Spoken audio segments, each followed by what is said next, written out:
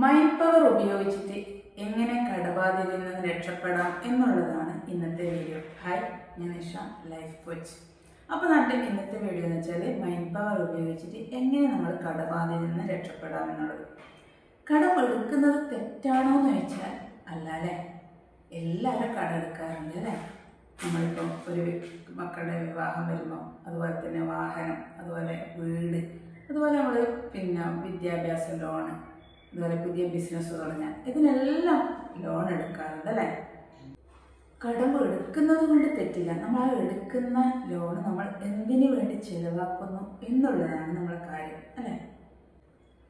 രണ്ട് തരത്തിൽ നമ്മൾ കടമുണ്ട്. ഒന്ന് നമ്മൾ പറഞ്ഞു വിദ്യാഭ്യാസ ലോൺ അല്ലേ. വിദ്യാഭ്യാസ ലോണാകുമ്പോൾ പഠിച്ച് ജോലി കിട്ടി നമുക്ക് അതിൽ നിന്ന് കിട്ടുന്ന വരുമാനം നമ്മൾ ലോണിലേക്ക് നമുക്ക് അടക്കാൻ പറ്റും.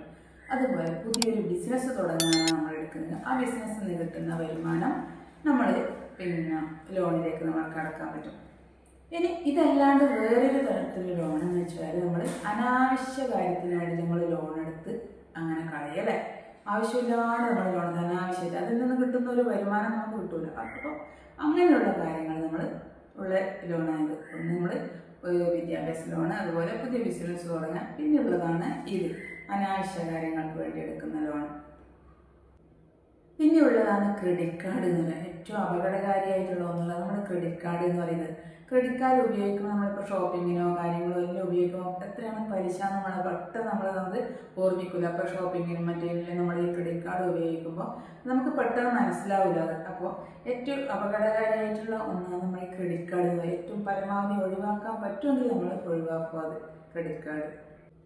പിന്നെയുള്ളത് നമ്മൾ കല്യാണം, വീട്, അതുപോലെ വാഹനങ്ങൾ ഉപയോഗിക്കുമ്പോൾ നമ്മൾ ശ്രദ്ധിക്കേണ്ട കാര്യം. ഇപ്പം നമ്മളൊരു മക്കളെ കല്യാണം വന്നല്ലേ, അപ്പോൾ നമ്മൾ ലോൺ എടുക്കും. പക്ഷെ നമ്മളത് എപ്പോഴും ശ്രദ്ധിക്കേണ്ടത് നമ്മളെ സാമ്പത്തിക സ്ഥിതിക്ക് അനുസരിച്ചിട്ട് വേണം നമ്മളൊരു ലോൺ എടുക്കാൻ അല്ലേ. ഇപ്പം നമ്മുടെ സാമ്പത്തിക സ്ഥിതി നോക്കാം, നമുക്ക് പറ്റുമോ, ഇത്ര വലിയൊരു ലോൺ എടുത്താൽ നമുക്ക് അടക്കാൻ പറ്റുമോ എന്നുള്ളത് നമ്മൾ ആദ്യം നോക്കാം.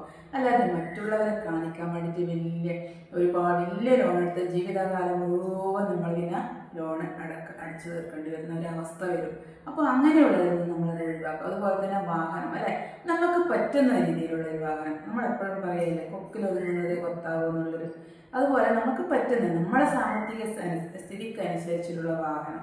അതുപോലെ തന്നെ വീടെടുക്കുമ്പോൾ അതുപോലെ തന്നെ നമ്മളെന്താണോ അല്ലേ, നമ്മളറിയാം നമുക്ക് എത്രയാണ് കിട്ടുന്നത്, നമ്മളെ സാലറി എത്രയാണ്, അതിന് നമുക്ക് നമ്മളെ സാമ്പത്തിക സ്ഥിതിക്ക് അനുസരിച്ചിട്ടുള്ള വീടും നമ്മൾ വെക്കുക. അല്ലാതെ മറ്റുള്ളവരെ അപ്പുറത്തെ വീട്ടിലെ ഇപ്പോഴത്തെ കാണുന്ന വീട് കാണുമ്പോൾ നമ്മൾ വലിയ വീട് വെക്കും, മൊത്തം ലോൺ എടുത്തിട്ട് പിന്നെ അത് അടക്കാൻ പറ്റാണ്ട് നിൽക്കുമ്പോഴുള്ള അവസ്ഥ ഒരുപാട് ബുദ്ധിമുട്ടേണ്ടി വരും. ചിലവർ വീടും പറമ്പും ഒക്കെ പണയപ്പെടുത്തിയിട്ടെല്ലാം എടുക്കുന്നവരുണ്ട് ലോൺ. അപ്പോൾ അങ്ങനെയുള്ളതെല്ലാം നമ്മൾ ഒഴിവാക്കുക. നമുക്ക് പറ്റുന്നത് നമ്മുടെ സാമ്പത്തിക സ്ഥിതി എന്താണോ അതിനനുസരിച്ചിട്ട് വേണം നമ്മൾ ലോൺ അടക്കാൻ വേണ്ടിയിട്ട്. ലോൺ എടുക്കുന്നതിന് മുന്നേ 3 കാര്യങ്ങൾ നിങ്ങൾ ശ്രദ്ധിക്കുക. എന്ന് വെച്ചാൽ നമുക്ക് ഇപ്പോൾ ഈ ലോണിൻ്റെ ആവശ്യം നമുക്കുണ്ടോ എന്നുള്ളത് നമ്മൾ ആദ്യം ചിന്തിക്കുക. ഈ ലോൺ എടുക്കുന്ന അതിൽ നിന്ന് നമുക്കൊരു വരുമാനം കിട്ടുമോ എന്നുള്ളത് നമ്മൾ ചിന്തിക്കുക. പിന്നെയുള്ളത് നമുക്ക് അഥവാ നമ്മുടെ വരുമാനം നിന്നുപോയാൽ എങ്ങനെ നമ്മൾ ആ ലോൺ അടച്ചു തീർക്കാം എന്നുള്ളത് കൂടി നമ്മൾ കാണാം. ഈ 3 കാര്യങ്ങളും നമ്മൾ ചിന്തിച്ച് നമ്മൾ ഓക്കെ ആണെങ്കിൽ മാത്രമേ നമ്മൾ ലോൺ എടുക്കാൻ പാടുള്ളൂ. ഇനി കടം തീർക്കാനുള്ള ശരിയായ മാർഗം എന്ന് വെച്ചാൽ നമുക്കുള്ള കടങ്ങളെല്ലാം നമ്മൾ ആദ്യം എഴുതി വെക്കണം. നമുക്ക് എത്രയാണോ കടങ്ങളുള്ളത് അതൊക്കെ നമ്മൾ എഴുതി വെക്കും. അതിൽ കിട്ടുന്ന സാലറിയിൽ നിന്നും ആദ്യം നമ്മൾ ഈ ലോണിൽ അടക്കാൻ EMIയിലേക്ക് മാറ്റി വെക്കും അല്ലേ. ആദ്യം ലോൺ അടക്കേണ്ട നമ്മൾ ആദ്യം മാറ്റി വെക്കും. പിന്നെയുള്ള നമ്മൾ എപ്പോഴും നമ്മൾ ശ്രദ്ധിക്കേണ്ട മറ്റു വ്യക്തികളിൽ നിന്ന് നമ്മൾ എപ്പോഴും കടം വാങ്ങാൻ പാടില്ല. അഥവാ നമ്മൾ വ്യക്തികളിൽ നിന്ന് കടം വാങ്ങിയിട്ട് ആദ്യം ആ കടം വേണം നമ്മൾ ആദ്യം തീർക്കാൻ. നമ്മൾ കുറേ ആൾക്കാരിൽ നമ്മൾ കണ്ടിട്ടുണ്ട് അത് ഫ്രണ്ട്ഷിപ്പ് വരെ നഷ്ടപ്പെടുന്ന അവസ്ഥ അല്ലേ. ഇപ്പോൾ വ്യക്തികളിൽ നിന്ന് കടം വാങ്ങിയിട്ട് പിന്നെ അവർ ചോദിക്കുമ്പോൾ നമുക്ക് തിരിച്ചു കൊടുക്കാൻ പറ്റാത്ത അവസ്ഥ വരുമ്പോൾ ആ ഫ്രണ്ട്ഷിപ്പും കാര്യങ്ങളൊക്കെ പോകുന്നത്. അപ്പോൾ അങ്ങനെയുള്ള കാര്യങ്ങളൊക്കെ നമ്മൾ ശ്രദ്ധിക്കണം. പരമാവധി നമ്മൾ വ്യക്തികളിൽ നിന്ന് നമ്മൾ ഒരിക്കലും കടം വാങ്ങാതിരിക്കുക. അതാണ് നമ്മൾ ആദ്യം വേണ്ടത്. അഥവാ വാങ്ങിയിട്ടുണ്ടെങ്കിൽ തന്നെ ആ കടം നമ്മൾ ആദ്യം വീട്ടണം. പിന്നെ നമ്മൾ ഈ അനാവശ്യമായിട്ടുള്ള ചെലവ് നമ്മൾ ചുരുക്കുക. ഇപ്പോൾ ഈ ലോണും ഒക്കെ ഉള്ള സമയത്ത് നമ്മൾ പുറത്ത് പോയിട്ട് ഭക്ഷണം കഴിക്കുന്നത് നമ്മൾ ഒഴിവാക്കുക. അതുപോലെ നമ്മൾ എന്താ വെച്ചാൽ ഷോപ്പിംഗ്, ഇപ്പോൾ സൂപ്പർ മാർക്കറ്റിൽ നമ്മൾ ഷോപ്പിങ്ങിനോ പോയി നമ്മളിപ്പോൾ വേറെ എന്തെങ്കിലും ഒന്ന് വാങ്ങാൻ അത് കണ്ടെടുക്കുന്ന അത് വാങ്ങി ഇത് വാങ്ങി എന്നുള്ള അനാവശ്യ ചെലവുകൾ നമ്മൾ ഒഴിവാക്കുക.